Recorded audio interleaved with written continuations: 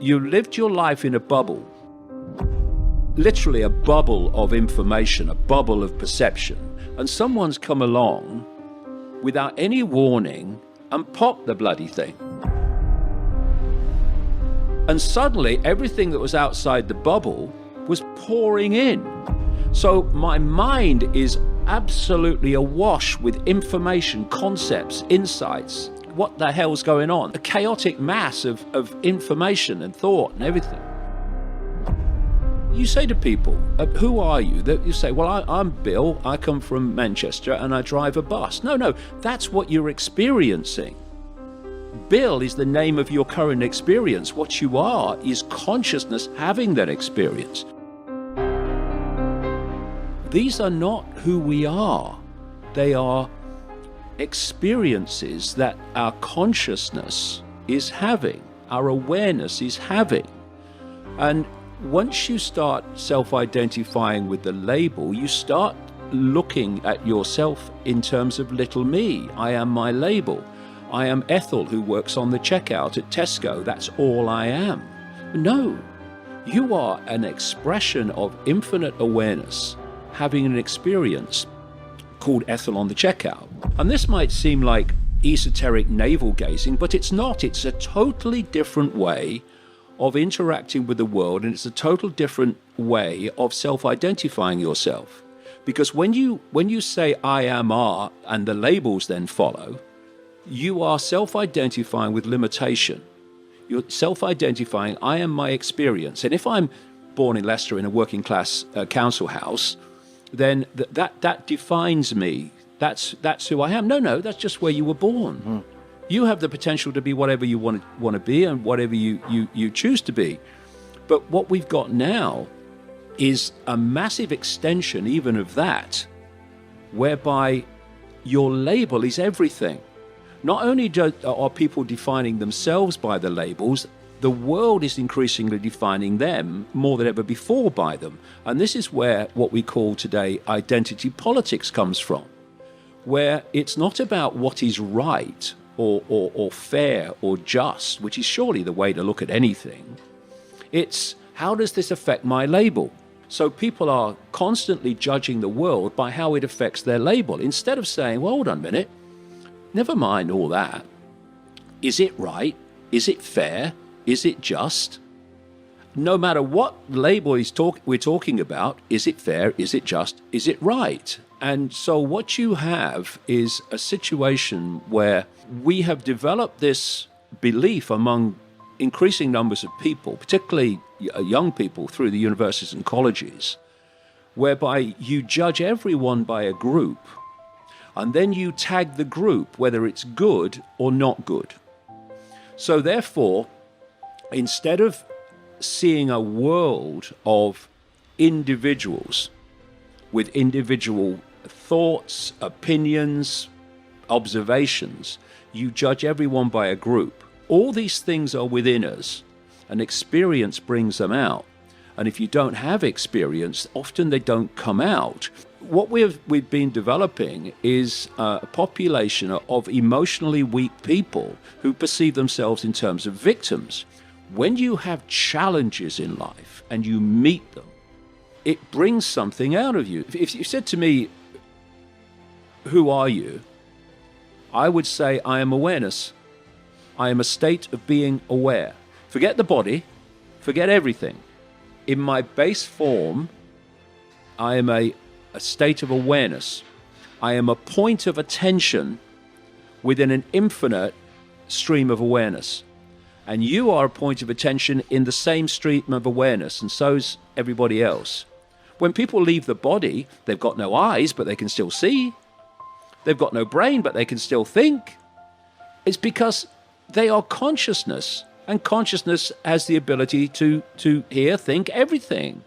But what the body does, you think of consciousness. Consciousness does not, if you like, vibrate. It's not within the frequency band of this reality we're experiencing.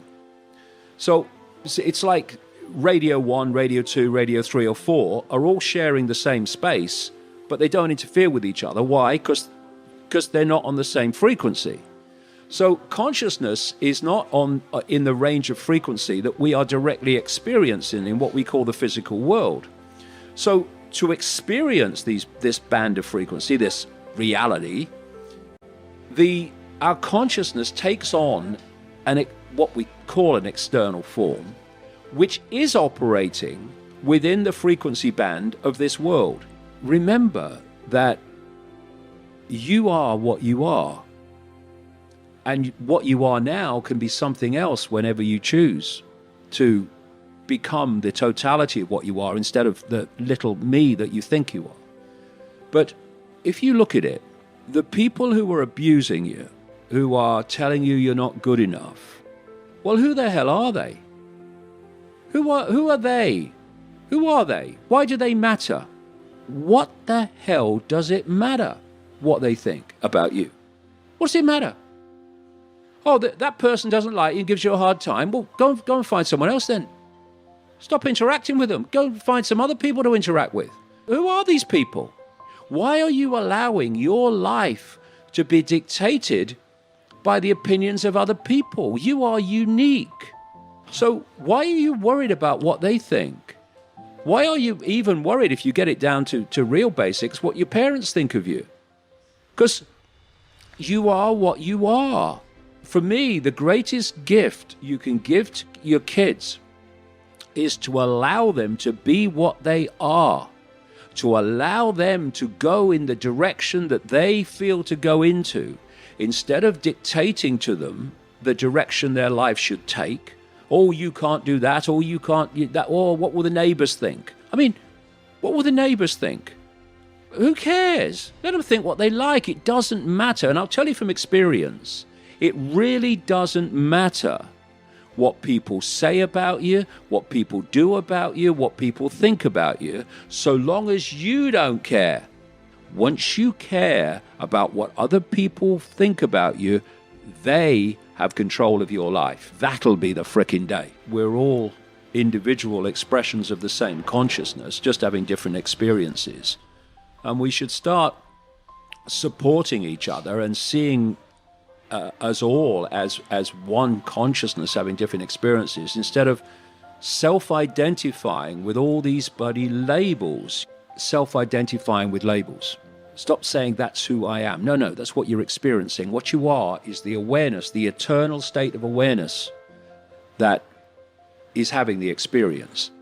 And if you come from that point of view, the slings and arrows of outrageous fortune and outrageous abuse and Twitter storms are like, but if you identify with the labels, it becomes massive, it becomes all-encompassing. The world is controlled and humanity is controlled and controls itself and creates the very ground for which divide and rule is possible, which allows the few to control the many, through its obsession with labels.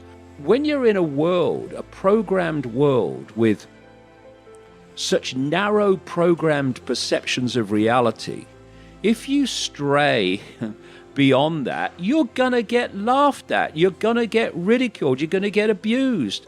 So what? It doesn't matter.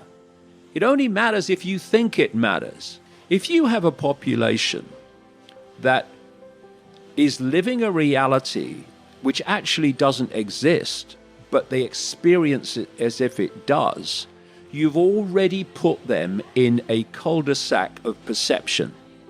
And that's where you want them. If the few are going to control the many, you can't have an enlightened population. You've got to have an ignorant population that believes in things that aren't real. We are seeing now, daily, freedom of speech and censorship being increased and increased and increased towards that desired outcome of deleting all information that the authorities don't want people to see. Freedom of speech is freedom of speech, the freedom to speak. It's not freedom to speak what is acceptable, it's the freedom to speak. And once anyone is censored, freedom of speech is dead, because what's left is only what is acceptable to speak, and that's not freedom of speech. And then what they've done, and what they're doing all the time, is squeezing that acceptability, so freedom of speech gets narrower and narrower until it disappears altogether. And so what we have is a situation where if people are allowed to say and communicate whatever they want, that is a situation where no authority in any form has the power to decide what people see and hear.